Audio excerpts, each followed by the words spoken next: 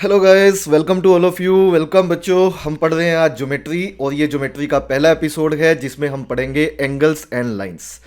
तो ज्योमेट्री एक बहुत ही मेजर टॉपिक है जो हमारे एग्जाम्स में आता है। इसको मैं पूरे डिटेल में करवाने वाला हूँ आपको। बहुत ही मज़ेदार टॉपिक है। कोई जल्दबाजी नहीं करेंगे इस टॉपिक को करने में, क्योंकि इस टॉपिक में काफ़ी चीज़ें हैं जो हमें पढ़नी है। चलिए टॉपिक को शुरू करेंगे बच्चों। आज का जो हमारा टॉपिक रहेगा वो भी बहुत बेहतरीन है। बहुत तरीके के क्वेश्चन एग्जाम में आए हुए हैं। टॉपिक का नाम है एंगल्स एंड लाइंस। लेकिन सबसे पहले अगर वीडियो बच्चों पसंद आए तो वीडियो को लाइक, शेयर और कमेंट और चैनल को सब्सक्राइब करना बिल्कुल मत भूलना। चलिए आते हैं सीधे हम टॉपिक की तरफ। तो टॉपिक का नाम लिख लीजिए। टॉपिक का नाम है एंगल्स एंड लाइंस। तो बच्चों देखो, ज्योमेट्री यहीं से स्टार्ट होती है। This is very basic but yes, question बहुत तरीके के इसी पे बन जाते हैं हमारे।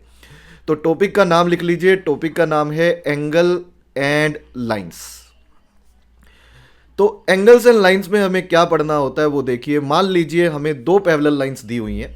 मान लीजिए हमें ये दो पैरेलल लाइंस दी हुई हैं। These are two parallel lines, line L and line M. These two lines are parallel. Line L is basically given that कि लाइन जो एल है बच्चों वो एम के पैरेलल है। और हमने एक लाइन यहां पे ऐसे करके डाल दी जो कि इन दोनों पैरेलल लाइंस को कट करती है।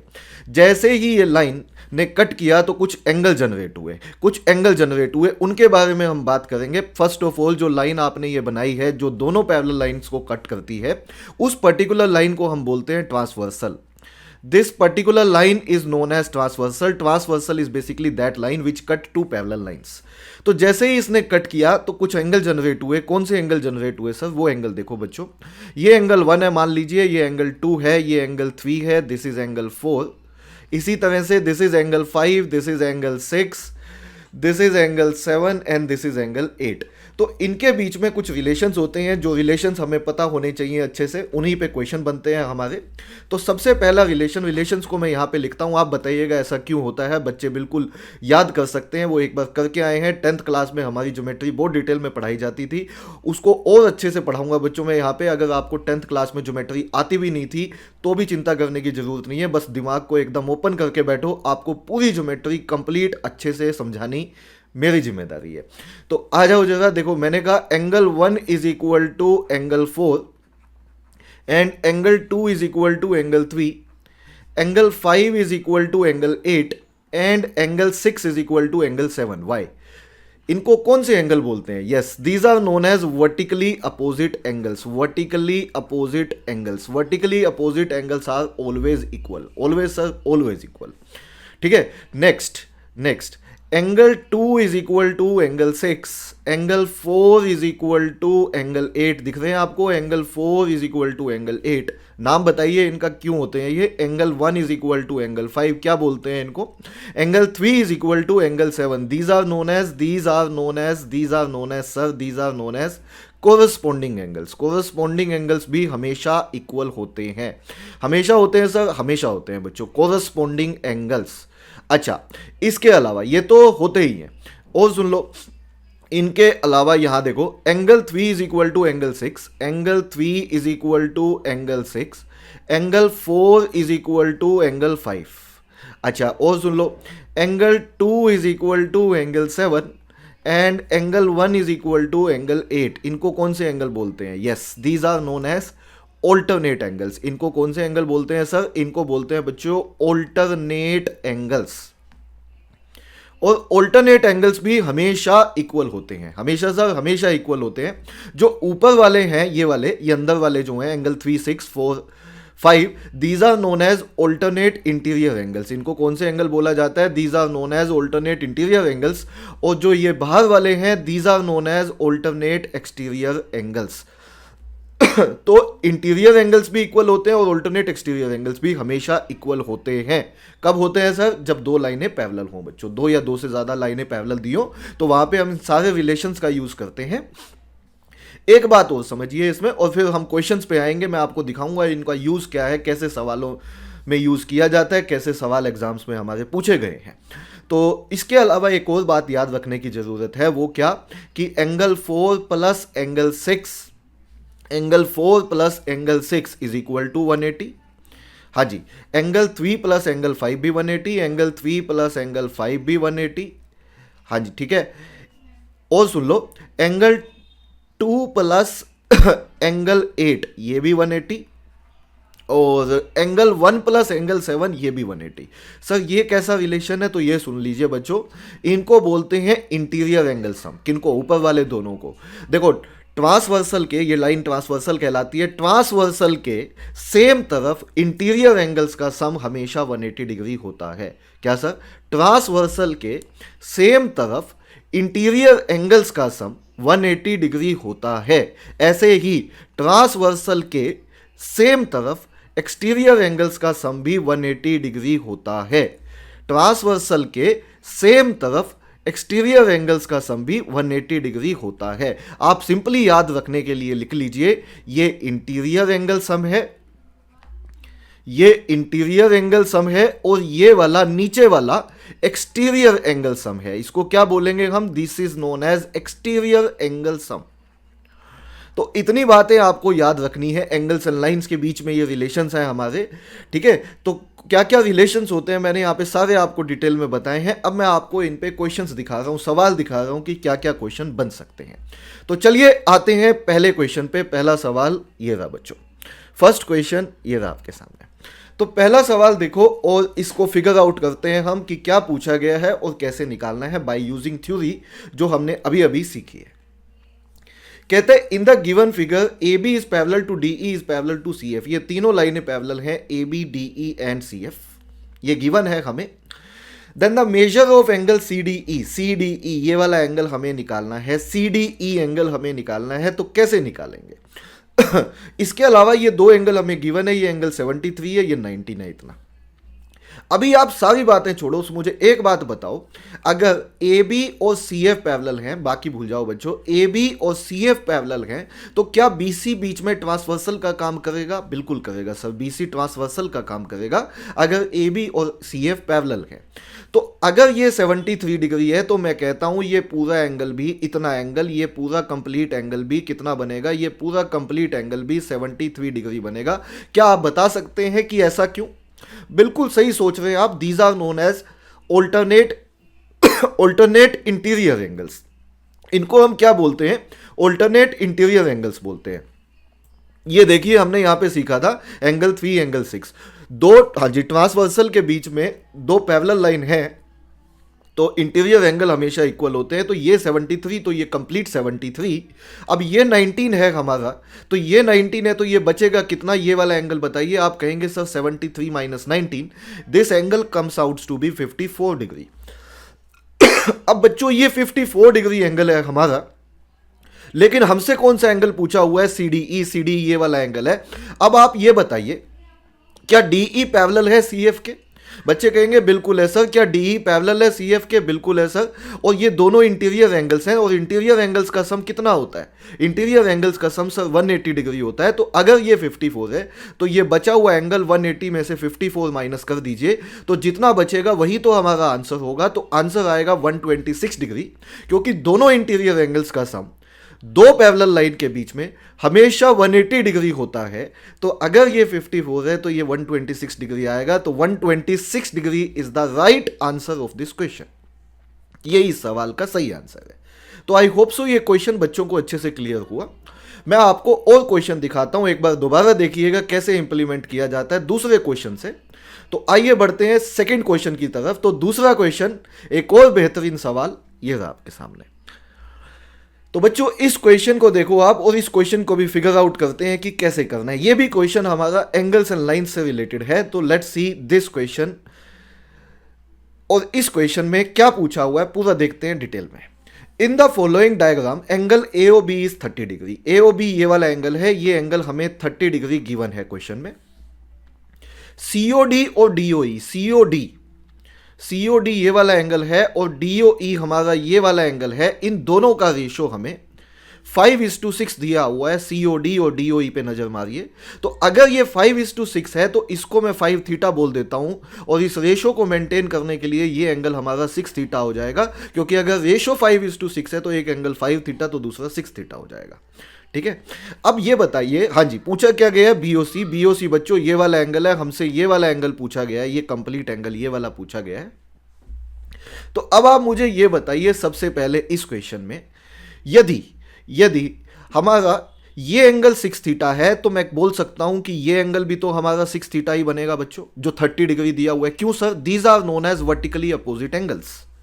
आप देखिए मैंने वर्टिकली अपोजिट एंगल्स की डेफिनेशन दी थी, तो क्या ये 30 और ये 6 थीटा इक्वल हो जाएंगे? सबसे पहले तो सबसे पहले हमारा 6 theta is equal to 30 degree हो जाएगा, और यहां से थीटा का वैल्यू हमारा 5 हो जाएगा, और थीटा का वैल्यू 5, तो ये तो हमारा 30 डिग्री आ ही गया था, तो थीटा का वैल्यू 5, तो ये 25 डिग्री हो जाएगा। बताइए इतना क्लियर है? थीटा का वैल्यू 5, तो 5 थीटा का वैल्यू 25 डिग्री हो जाएगा। अब आप सेकंड दूसरी बात समझिए, इसमें हमें ये एंगल निकालना है, हमें ये एंगल निकालना है, तो इस एंगल को निकालने के लिए क्या करें सर? आप बच्चों मुझे ये बताओ, ये कंप्लीट एंगल कौन सा? आप मुझे ये बताइए, ये कंप्लीट एंगल को देखिए, क्या ये कंप्लीट एंगल 180 डिग्री है? कोई भी लाइन जो है complete angle straight line 180 degree बनाती है किसी भी पॉइंट पे, तो इस पॉइंट पे ये कंप्लीट एंगल 180 है। Yes sir. उसमें से 25 ये निकल गया, 30 ये निकल गया, हमें बचा हुआ एंगल निकालना है। तो आप ही बताइए ये बचा हुआ एंगल हमारा कितना बचेगा? तो आप कहेंगे सर 180 में से 25 और 30 माइनस कर दीजिए, 25 और 30 55 हो गया, और 55 अगर हम माइनस करते हैं 180 में से, 180 में से 55 माइनस करते हैं, तो this angle comes out to be 125 degree. तो 125 डिग्री हमारा आंसर होना चाहिए। तो 125 degree is absolutely right answer of this question. This is the right answer of this question. तो यहां तक बच्चों को अच्छे से क्लियर हो रहा है, ऐसा मैं बिल्कुल समझ पा रहा हूं। बच्चों मेरे साथ साथ रहो, बिल्कुल एक एक चीज आपको डिटेल में समझ में आएगी। अच्छे से नोट्स बनाइए, पीडीएफ आपकी अवेलेबल हो ही जाती है टेलीग्राम चैनल पे, उसको अपने साथ रखिए, और जहां से भी आप प्रिपरेशन कर रहे हैं प्रिपरेशन करते चलिए, आपकी तैयारी बहुत अच्छी हो जाएगी। किसी बच्चे को अगर टेलीग्राम चैनल के बारे में नहीं पता, तो मैं टेलीग्राम चैनल के बारे में पहले इंफॉर्मेशन दे दूं अगले क्वेश्चन पे बढ़ने से पहले। तो बच्चों फ्री टेलीग्राम चैनल है, किसी बच्चे ने अभी तक भी ज्वाइन नहीं किया है तो जल्दी से कर लीजिए, क्योंकि सारे वीडियो लेक्चर्स मेजर टॉपिक के आपको वहां पे मिल जाएंगे, मिनी मॉक्स मिल जाएंगे। मिनी मॉक्स आपके 10 to 15 क्वेश्चंस के होते हैं, जो टॉपिक से रिलेटेड होते हैं, विद पीडीएफ। जो मैं यहाँ पे आपका वीडियो बना रहा हूँ, जो आपको यहाँ पे पढ़ा रहा हूँ बच्चों, इसका पीडीएफ भी आपको टेलीग्राम चैनल पे मिल जाएगा। मेंटरशिप स्ट्रीम विद प्रिंसर and DU JAT IPMAT toppers जितने भी हैं हमारे प्रिंसर के साथ, वो मेंटरशिप स्ट्रीम आपको वहाँ पे मिल जाएगी। आपको लेटेस्ट अपडेट्स मिलती रहेंगी, जो भी एग्जाम से रिलेटेड है, वोकेबलरी वर्ड्स मिलते रहेंगे बच्चों आपको डेली बेसिस पे, और करंट अफेयर से भी रिलेटेड इंफॉर्मेशन आपको इस टेलीग्राम चैनल पे मिलती रहेगी। चलिए बढ़ते हैं थर्ड क्वेश्चन की तरफ। तो 2 क्वेश्चन हो चुके हैं, हमारे बच्चे तैयार हैं तीसरे सवाल की तरफ। अभी भी कुछ नहीं समझ में आया तो एक बार दोबारा देखिए तीसरे क्वेश्चन से, 100% समझ में आएगा, ऐसा मेरा पक्का विश्वास है, और आप में भी बस विश्वास ही देखता हूं मैं। तो आ जाइए तीसरे क्वेश्चन पे बच्चों। तीसरा एग्जाम्पल ये रहा आपके सामने, थर्ड एग्जाम्पल देखो। इन the following diagram angle AOE is 3 times of angle COD। COD को आप कुछ मान लीजिए, हाँ जी COD को आप कुछ मान लीजिए। अच्छा AOE COD ठीक है, और BOC ट्वाइस है DOE का। सबसे पहले तो मुझे ये बताइए कि COD को अगर मैं थीटा मान लेता हूं, COD को यदि मैं थीटा मान लेता हूं, तो AOE उसका 3 गुना है। तो AOE कहां पे है? ये रहा। तो ये एंगल हमारा कितना हो जाएगा? बच्चे कहेंगे सर ये एंगल हमारा 3 थीटा हो जाएगा। अब आप मुझे ये बताइए, एंगल AOE मैं बोलता हूं, एंगल AOE हमारा इक्वल है एंगल BOD के। बताइए क्यों? बच्चे कहेंगे सर ये वर्टिकली अपोजिट एंगल्स है। मैं आपको यहां पे दिखाता हूं, ये 3 थीटा है, तो ये कंप्लीट की बात कर रहा हूं, क्या ये 3 थीटा बोला जा सकता है? Because these 2 angles are vertically opposite angles. तो ये यदि 3 थीटा है तो हमारा ये भी 3 थीटा होगा, उसमें से थीटा ये है, तो बचा हुआ कितना होगा? बचा हुआ 2 थीटा होगा। बचा हुआ एंगल हमारा 2 थीटा होगा बच्चों। तो ये एंगल हमारा 2 थीटा है। अब आगे पढ़िए, कौन सा एंगल 2 थीटा है? एंगल हमारा BOC। BOC एंगल अगर हमारा 2 थीटा है, ये BOC 2 थीटा है, और ये ट्वाइस है DOE का। आप रिलेशंस को जोड़िए, ये ट्वाइस है DOE का, तो कहना इसे DOE हमारा थीटा होना चाहिए। ऐसे सोचिए DOE थीटा होगा तभी तो उसका ट्वाइस करके BOC एंगल 2 थीटा बनेगा। तो BOC अगर 2 थीटा है तो डिवाइड बाय 2 कर दीजिए, एंगल DOE थीटा आ जाएगा। अब आपसे पूछा क्या गया है, बस उस पे आ जाइए। आपसे एंगल BOD पूछा गया है। BOD मतलब ये वाला एंगल पूछा गया है, BOD। ये 3 थीटा का वैल्यू पूछा गया है आपसे, उसको अभी छोड़ते हैं बच्चों। आप पहले ये बताइए, इस पूरी चीज में ये कंप्लीट एंगल कितना हो गया, ये वाला, ये कंप्लीट एंगल देखिए, ये वाला, ये कंप्लीट, एक लाइन हमेशा 180 डिग्री एंगल बनाती है, एक लाइन हमेशा 180 डिग्री एंगल बनाती है, ये समझिए पहले। और ये कंप्लीट एंगल ये 3 थीटा है और ये बचा हुआ थीटा है, तो हम कहेंगे 3 theta plus theta is basically 180 degree. और यहां से हमारा, इधर से हमारा आ जाएगा, इधर से हमारा आ जाएगा 4 थीटा का वैल्यू 180 डिग्री। और यहाँ से हमारा थीटा का वैल्यू कितना आ गया, थीटा का वैल्यू आपका आएगा बच्चों 45 डिग्री, लेकिन थीटा नहीं, हमें एंगल BOC निकालना है, BO कौन सा निकालना है, BOD निकालना है। और एंगल BOD है जो, वो देखिए ध्यान से, वो 3 थीटा के बराबर है, वो 3 थीटा के बराबर है। तो BOD 3 थीटा के बराबर है, तो हम कहेंगे 3 इंटू कितना हो गया ये 45 डिग्री, तो this answer comes out to be 135 degree. तो 135 डिग्री बच्चों इस क्वेश्चन का आंसर आ जाएगा। तो इस तरह से हम ये एंगल्स एंड लाइंस के क्वेश्चंस हर तरीके के कर सकते हैं। तो आई होप सो ये क्वेश्चन बच्चों को अच्छे से समझ में आया। क्वेश्चन और करेंगे बच्चों हम, बट यस आप नोट्स अच्छे से बना रहे हैं, ऐसा मैं बिल्कुल एक्सपेक्ट करता हूं। हर चीज़ को मैं डिटेल में समझाने वाला हूं, बस नोट्स को अच्छे से बनाते जाइए, अपनी प्रिपरेशन को बेस्ट करते जाइए। चलिए आगे बढ़ते हैं, एक और क्वेश्चन लेते हैं। तो नेक्स्ट क्वेश्चन है हमारा, ये रहा। देखिए ये क्वेश्चन कैसे करना है, कहता है in a given figure lines PQR are parallel and 2C minus A is equal to 30 degree, find angle B। तो यहां पे हमारी 2 नहीं 3 लाइनें पैरेलल हैं, यहां पे हमारी 3 लाइंस आर पैरेलल। ये एंगल A है, ये एंगल B है, ये एंगल C है। It is given that 2C minus A is equal to 30 degree. 2C minus A का वैल्यू हमारा 30 डिग्री है और एंगल B हमें निकालना है। तो आप ये बताइए, ये एंगल A है, तो क्या हम बोल सकते हैं ये एंगल A होगा? बिल्कुल सर। क्यों? क्योंकि these are known as vertically opposite angles, इनको हम बोलते हैं वर्टिकली अपोजिट एंगल्स। या फिर आप ऐसे देखिए, मैं और ज्यादा आसान कर देता हूं आप लोगों के लिए ये क्वेश्चन को। ये क्वेश्चन बच्चों हम और आसान बना सकते हैं। हमें A और C में रिलेशन चाहिए, तो ये A है तो ये A होगा। क्यों सर? क्योंकि these are known as corresponding angles, और ये A है तो ये भी A होगा, because these are known as corresponding angles. तो यहां से ये कंप्लीट लाइन एक ही लाइन पे है, ये कंप्लीट एंगल एक ही लाइन पे है। तो कंप्लीट एंगल अगर एक ही लाइन पे होता है तो टोटल सम कितना होता है? That is 180 degree. तो C और A का सम C और A का सम हमारा 180 डिग्री आ जाएगा। और इसके अलावा हमें यह गिवन है कि 2C माइनस A 30 डिग्री है। तो 2C माइनस A यदि हमारा 30 डिग्री है, दोनों को सोल्व करते हैं बच्चों, तो A से A कैंसिल आउट हो जाएगा, 3C का वैल्यू 210 हो जाएगा, और यहां से C का वैल्यू हमारा 70 डिग्री हो जाएगा। तो C का वैल्यू 70 डिग्री हो गया। C का वैल्यू 70 डिग्री मतलब कि ये एंगल हमारा 70 डिग्री हो गया। तो ये अगर 70 है तो A का वैल्यू हमारा कितना हो गया? A का वैल्यू 110 डिग्री हो गया, क्योंकि टोटल एंगल 180 था। और अगर ये 110 है तो ये 110 है। और बच्चों अगर ये 110 है तो ये वाला एंगल कितना होगा? This angle comes out to be 70 degree. ये एंगल हमारा कितना आ जाएगा? 70 डिग्री। तो बी का वैल्यू पूछा था हमसे, तो हमारा आंसर कितना होना चाहिए? आंसर होना चाहिए 70 degree. 70 degree is absolutely right answer of this question. तो हर तरीके का क्वेश्चन हमने किया जो एंगल्स एंड लाइंस पे बन सकता है। बच्चों को अच्छे से क्लियर हो रहा होगा। तो बच्चों आगे बढ़ते हैं। आगे बढ़ने से पहले अब थोड़ा सा प्रीमियम कोर्स के बारे में मैं आपको बता देता हूं।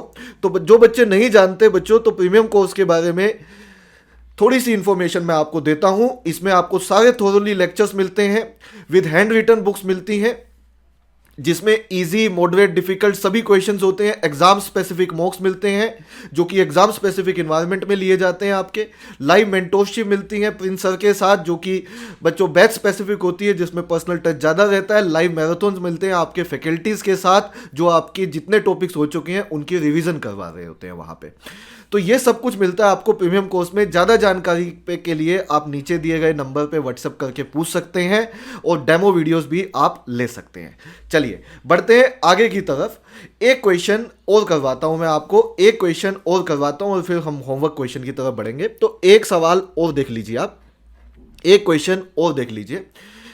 या फिर मैं एक काम करूंगा बच्चों, क्योंकि क्वेश्चन मैं काफी करवा चुका हूं एंड आई एम श्योर बच्चों को समझ में आ चुके हैं, ये क्वेश्चन का भी आप एक स्क्रीनशॉट ले लीजिए। देखिए, मैं चाहता हूं कि आप भी तैयारी मेरे साथ करें। मैं जानता हूं अब आप ये क्वेश्चंस निकाल सकते हैं, 100% आप कर सकते हैं। मैंने इतने सारे क्वेश्चंस आपको अभी करवा दिए हैं, तो अब मैं आपको बच्चों एक दो एक्स्ट्रा भी करवा दूंगा, मेरे ख्याल से उससे कोई फर्क नहीं पड़ेगा। तो ये होमवर्क क्वेश्चन 1 बना के लिख लीजिए आप, ये होमवर्क क्वेश्चन 1 होगा, इसका स्क्रीनशॉट लीजिए। देखो, एक क्वेश्चन हो तुमसे सोल्व, एक कर दीजिएगा, दो हो दो कर दीजिएगा, अगर कोई नहीं भी होता है तो मैं करवा दूंगा अगली क्लास में, नेक्स्ट वीडियो में मैं बना दूंगा, लेकिन हो जाते हैं बच्चों से क्वेश्चन। तो ये होमवर्क क्वेश्चन 1 बना लीजिए, आंसर आप बताइएगा मुझे कमेंट बॉक्स में, और ऐसे ही एक और होमवर्क क्वेश्चन 2 बना के बच्चों इसका स्क्रीनशॉट ले लीजिए। तो 2 क्वेश्चन मैं आपको होमवर्क में दे रहा हूं। बच्चे इतनी मेहनत करते हैं, मुझे इतना मतलब literally I appreciate all students, जो बच्चे बड़े ही सीरियस होकर देखते हैं। और मैं चाहूंगा अगली क्लास में कुछ बच्चों का नाम भी लूं जो बहुत ही कंसिस्टेंट है, ठीक है, जो बहुत कंसिस्टेंटली वीडियोस देखते हैं और लिटरली अप्रिशिएट करते हैं वीडियोस को, तो उनका नाम लेना भी बनता है। मैं बिल्कुल अगली क्लास में कोशिश करूंगा उन बच्चों का नाम लेने की भी। मेन बात यह है कि बच्चों आप अपनी तैयारी अच्छे से रखिए। देखिए, सबसे इंपॉर्टेंट होता है, मैं बात कर रहा था गोल। अगर आपका गोल क्लियर है कि मुझे कौन कौन से कॉलेजेस हैं जहां पे मुझे जाना है, कौन कौन से एग्जाम्स मुझे देने हैं, उनके लिए पूरी चेकलिस्ट बनाइए, क्या कुछ मुझे करना होगा। मुझे यस करके बताइएगा अगर आप बच्चों आप चाहते हो कि मैं एक बार सिलेबस की पूरी बता दूं आपको कि क्या कुछ आता है, क्वांट में क्या कुछ आता है, लॉजिकल रीजनिंग, डाटा इंटरप्रिटेशन में क्या कुछ आता है, तो मैं एक वीडियो उस पर भी बना दूंगा अभी बीच में। आप मुझे एक बार कमेंट बॉक्स में यस करके लिए बताइएगा, आप क्वांट प्लस LRDI सिलेबस क्या क्या है उसके लिए यस लिखिएगा, तो मैं एक वीडियो उस पर भी बना दूंगा। आपको पता होना चाहिए, एक चेकलिस्ट बनी हुई होनी चाहिए आपके सामने, ठीक है। आप एक चेकलिस्ट बनाइए। चेकलिस्ट का मतलब समझते हैं ना बच्चों, अगर एक चेकलिस्ट होती है आपकी कि हाँ मुझे क्या क्या करना है, उन पे टिक लगाते जाइए जो जो टॉपिक होते जाएं आपके।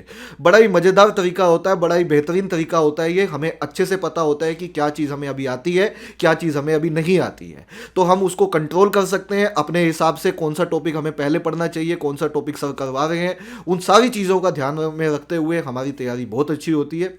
जैसे बच्चों, पायलट प्लेन चलाने से पहले पूरी चेकलिस्ट देखता है हमेशा, बिना पूरी चेकलिस्ट को देखे कभी प्लेन नहीं चलता है। पूरी कंप्लीट चेकलिस्ट देखी जाती है, उसमें देखा जाता है कि क्या सब कुछ सही है, जिन चीज़ों की रिक्वायरमेंट होती है कोई भी प्लेन चलाने से पहले उसको पूरा अच्छे से देखा जाता है। ऐसे ही आप भी अपने पास एक चेकलिस्ट रखिए एग्जाम तक की। ये हमें पहले से सोचना होगा, ये नहीं कि मतलब कि हम चल पड़े हैं गाड़ी लेके और हमें पता भी नहीं है हमें पहुंचना कहाँ पे है, बस चलते जा रहे हैं, कहते कहीं तो पहुंच ही जाएंगे। ऐसा नहीं करना है। आपको अपनी डेस्टिनेशन का पता होना चाहिए, आपको रास्तों का पता होना चाहिए, ठीक है। वहां तक हमें एकदम नजर नहीं आएगा जहां तक हमें पहुंचना है, बट कुछ दूर तो हमें नजर आएगा और हमें आगे का विश्वास होगा कि हम आगे भी सही चल रहे हैं। तो ये सारी बातें ध्यान में रखिएगा बच्चों, और ये 2 क्वेश्चन का आप आंसर दीजिएगा मुझे, एंड आई एम श्योर बच्चों को ये वीडियो बहुत पसंद आया होगा। तो मिलते हैं इसी जोश इसी उमंग के साथ नेक्स्ट वीडियो में बच्चों। आज के वीडियो में हम इतना ही करेंगे। Thank you very much, take care, bye to all of you.